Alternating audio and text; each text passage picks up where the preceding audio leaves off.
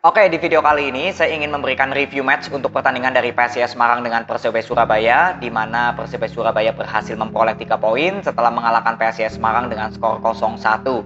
Dan ini PSIS Semarang belum kembali lagi memperoleh kemenangan ya dalam 6 pertandingan terakhir. Jadi dalam 6 pertandingan hanya memperoleh 1 poin. Sedangkan untuk Persebaya Surabaya, kalau dilihat dari 5 pertandingan, ini ya masih ada inkonsisten ya. Dari hasil yang didapat juga Persebaya Surabaya hanya menciptakan 3 gol dari 5 pertandingan terakhir. Jadi artinya untuk Persebaya Surabaya dari sektor depan, ini rapornya ya secara statistik ini masih inkonsisten. Nah, di pertandingan kali ini untuk PSIS Semarang yang saya ingin lihat adalah dari segi mental. Karena dalam beberapa pertandingan terakhir memperoleh hasil kurang baik, ya pastinya kan dari segi mental ada sedikit ya gangguan ya. Jadi saya ingin melihat apakah PSIS Semarang menghadapi Persebaya Surabaya ini bisa bermain lebih tajam atau boleh dibilang bangkit lah dari keterpurukan hasil-hasil kemarin.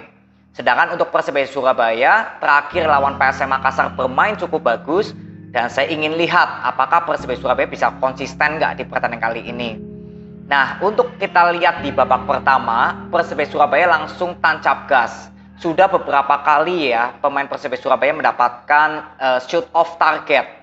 Ya, artinya Persebaya Surabaya dari segi shoot ya, itu kebanyakan masih belum menemui sasaran. Karena bukan on target, tapi off.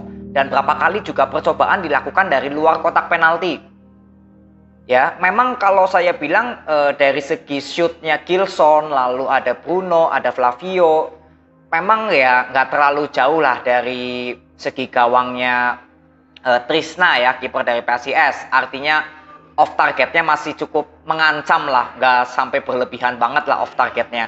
Jadi yang perlu dibenahi dari Persebaya Surabaya adalah segi finishing. Paling itu aja ya, ini kembali lagi ke kualitas pemain. Kalau secara gameplay permainan, memang Persebaya Surabaya tampil sangat menekan di babak pertama.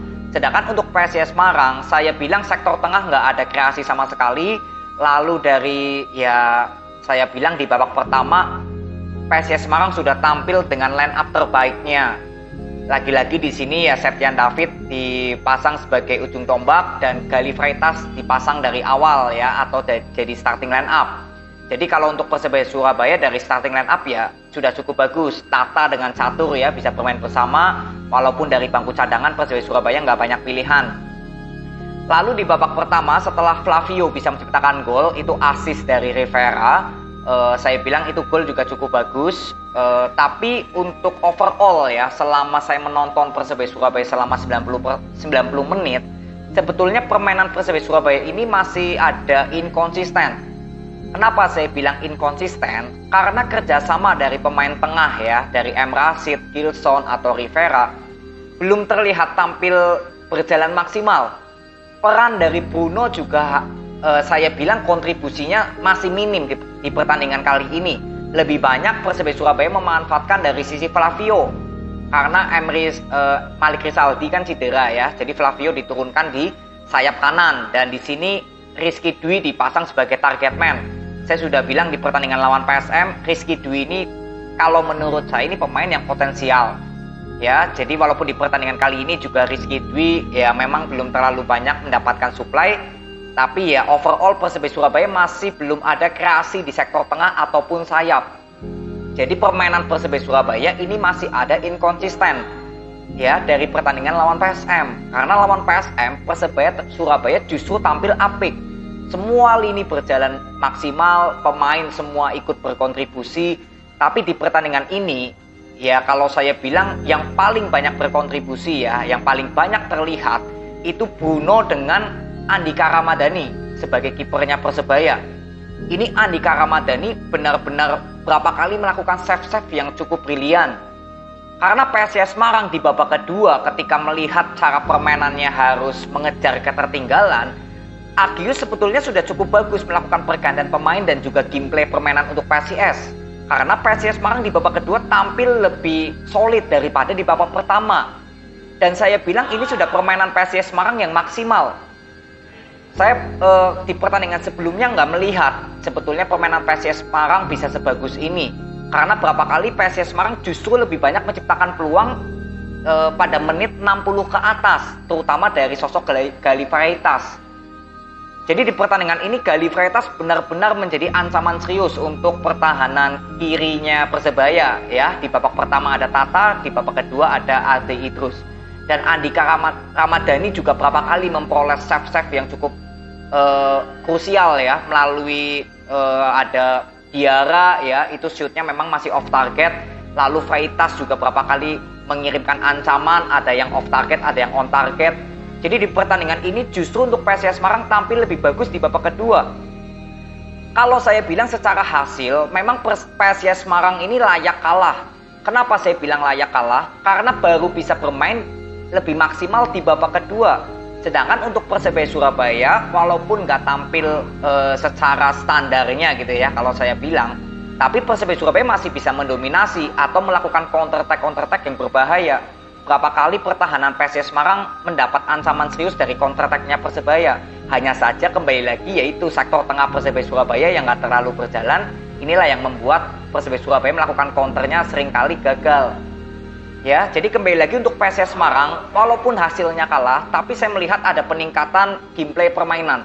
Atau kalau boleh saya bilang, ini permainan yang saya bilang cukup bagus untuk PSIS Semarang di match sampai match ke-10. Ya, memang sebelumnya sudah memperoleh kemenangan untuk PSIS, tapi di pertandingan ini, dari pertandingan sebelumnya yang memperoleh hasil kekalahan, PSIS Semarang sebetulnya sudah ada peningkatan. Tapi ya itulah yang saya bilang, kualitas pemain menjadi salah satu faktor. Gak ada target man ya, itu jelas. PSIS Semarang hanya mengandalkan seorang Diarra yang melakukan intercept ke depan atau melakukan melalui sisinya Freitas yang berapa kali sering berbahaya mengancam pertahanan Persebaya. Dewangga juga bermain cukup bagus untuk menjadi benteng pertahanan maupun mensupport penyerangan. Zalnando juga bermain cukup bagus di back sebelah kiri. Jadi kontribusi pemain PSIS Semarang ini yang paling terlihat ya dari 4 pemain ini kalau menurut saya. Ada Diarra, Freitas, Zalnando, dan juga Dewangga. Sisanya ya masih belum terlihat maksimal lah. Tapi secara gameplay, PSIS Semarang saya bilang sudah ada peningkatan. Tapi tinggal ya masalah kualitas pemain ya, dan juga faktor ya rezeki juga bisa. Karena beberapa kali PSIS Semarang juga melakukan ancaman yang serius ke gawang Persebaya. Tapi penampilan Andika juga cukup luar biasa di pertandingan ini ya. Jadi Andika ya kalau boleh saya bilang juga bisa menjadi man of the match menghadapi PSIS di pertandingan ini. Dan untuk PSIS Semarang pemain terbaik ya jelas Gali Freitas. Jadi kalau boleh saya bilang judulnya ya Andika Ramadhani versus Gali Freitas ini ya. Tinggal penilaiannya ya pasti Andika Ramadhani yang paling baik karena bisa menciptakan clean sheet dan membawa timnya menang. Ya, jadi untuk PSIS Semarang kesimpulan untuk saya bermain sudah cukup bagus di babak kedua. Dan yang paling penting dari segi mental para pemain PSIS Semarang ternyata bisa tampil lebih maksimal, tidak terlalu terlihat dalam posisi keterpurukan karena ini mesti dijaga ya dari segi mental agar hasil-hasil PSIS Semarang yang mungkin belum memperoleh kemenangan ini bisa terus mentalnya terjaga. Jadi dari segi gameplay permainan Agius nggak terlalu banyak pusing dengan kualitas pemain yang sudah ya seadanya karena kan bursa transfer kali ini PSIS Semarang ya kehilangan seorang Marukawa juga sangat terlihat berpengaruh banget ya. Lalu di sektor kanan ada Fredian Wahyu, lalu Wahyu Pras di center back itu juga terlihat lah adanya penurunan kualitas di permainan PSIS ya. Jadi untuk PSIS Semarang tetap semangat untuk kekalahan menghadapi Persebaya. Dan untuk kesimpulan untuk Persebaya Surabaya secara overall memang peluang sangat banyak dimiliki oleh Persebaya di pertandingan kali ini. Tapi kalau dari segi kreasi saya bilang Persebaya Surabaya masih minim melakukan kombinasi atau kreasi permainan di sektor tengah. Lalu dari segi finishing ya saya nggak terlalu banyak berkomentar karena ini tinggal kembali lagi ke masalah kualitas pemain ya untuk melakukan shoot dari luar kotak penalti. Ya, jadi kesimpulan saya untuk Persebaya Surabaya belum tampil maksimal aja. Ya, kalau lawan PSM kemarin kan saya bilang permainan Persebaya Surabaya cukup bagus walaupun hasilnya imbang. Tapi justru walaupun menang lawan PSIS, saya bilang belum mencapai levelnya pada saat Persebaya Surabaya bermain dengan PSM.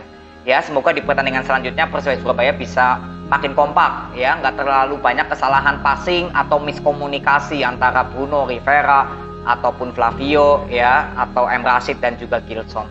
Ya, jadi selamat untuk Persebaya Surabaya yang memperoleh 3 poin. Semoga dengan hasil ini Persebaya Surabaya yang sementara berada di puncak sembari menunggu pertandingan Bali United Borneo ya yang akan bermain besok dan juga hari ini untuk Borneo. Ya semoga Persebaya Surabaya tetap bisa melanjutkan tren positifnya.